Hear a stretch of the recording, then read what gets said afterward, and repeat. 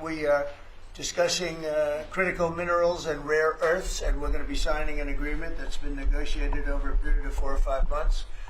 And it was sort of good timing that we got it done just in time for the visit. And we worked together very much on rare earths, critical minerals, and lots of other things. And we've had a very good relationship. We've been working on that for quite a while.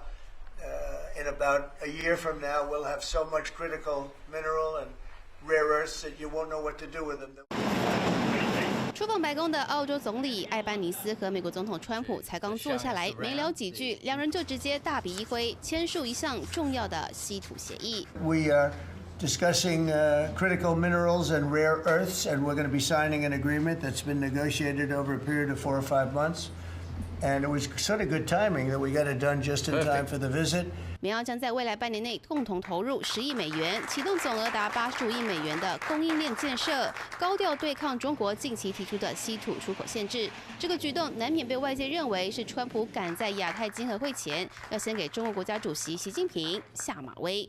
I think when we finish our meetings in South Korea, China and I will have a really fair and really great trade deal together.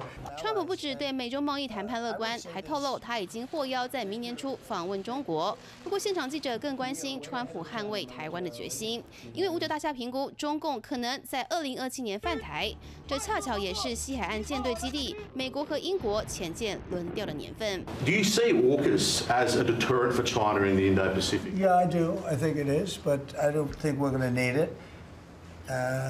I think we'll be just fine with China. 川普没有直接回答是否会动用武力防卫台湾，只表示美国拥有全世界最强的军力，足以吓阻中国，而且不忘重申他和习近平感情好。I don't see that at all with President Xi. I think we're going to get along very well as it pertains to Taiwan and others. Now that doesn't mean it's not the apple of his eye, because probably it is. But I don't see anything happening. 这只是美国总统片面的想法，习近平的心思恐怕没有川普想象的那么好捉摸。三立新闻综合报道。And we have the capacity to do so. And part of this deal is very specific: $8.5 billion pipeline. There will be $1 billion contributed from Australia and the United States over the next 6 months, with projects that are immediately available. There's 3 groups of projects. Ones that are joint activities between Australia and the United States, such as Alcoa. Secondly is projects that will be US investment, that the US will undertake in Australia, including processing, and then ones that Australia will undertake, some as well. One of them is Australia, the US and Japan as well. So what we're trying to do here is to take the opportunities which are there.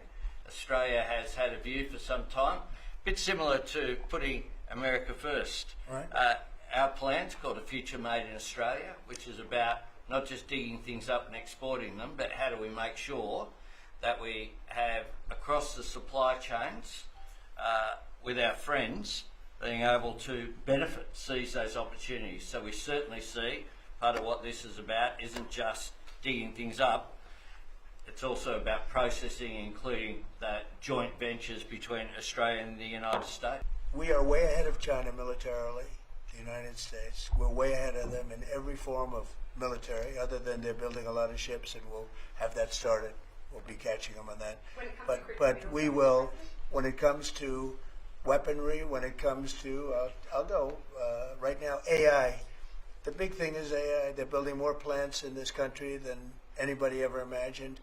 We're going to have over $20 trillion of investment for this year.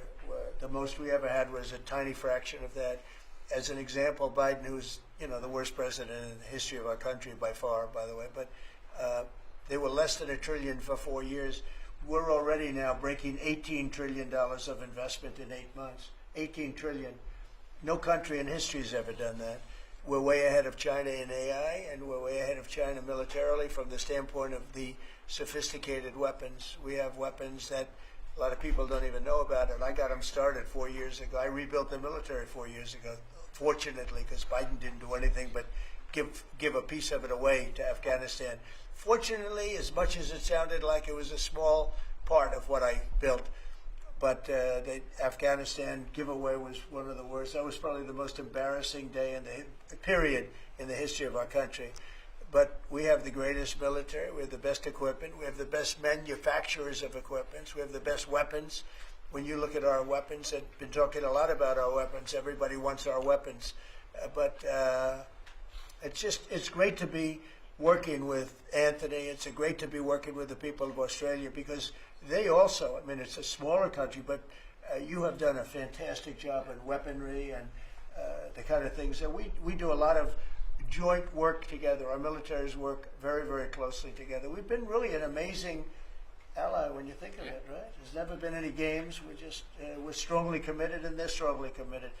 There are some games with other countries, but there haven't been games with Australia. We have a tremendous power, and that's the power of tariff. And I think that China will come to the table and make a very fair deal, because if they don't, they're going to be paying us 157% in tariffs. Right now, they're paying 55 to 57%. When I was first president and first term, we had the greatest economy we've ever had. And as you know, people don't write too much about it, but China paid us hundreds of billions of dollars worth of money for tariffs. Biden left it, but he didn't enforce it. He gave exceptions to almost everything. And so he left the tariffs, but he didn't really collect the numbers that he should have collected, and because he didn't know what the hell he was doing. So now the tariffs are much higher in China than they were before, and they're high on other countries depending on whether or not we like that country or we get along, and that's for national security purposes. So I made deals with Japan, I made deals with the European Union, or the whole of Europe practically, but the European Union, made deals with a lot of different people. We have a very fair deal for, I will say, Australia's paying a low number. They do have, I'll change it, we have a little bit of an advantage on that one. I told you, the advantage we have is airplanes. We sell a lot of airplanes to them, and they need them. It's a very vibrant place, and people go in and out, and I look forward to going there myself. And I think it's unlikely I'll be taking a ship. That's a long journey. That's a long journey. But China has treated us with great respect. Now, in the past, they didn't treat other presidents with great respect. They would take hundreds of billions and even trillions of dollars out of the country, and they would spend it and build their military.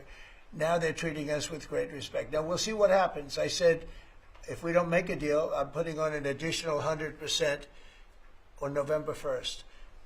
I think we'll make a deal.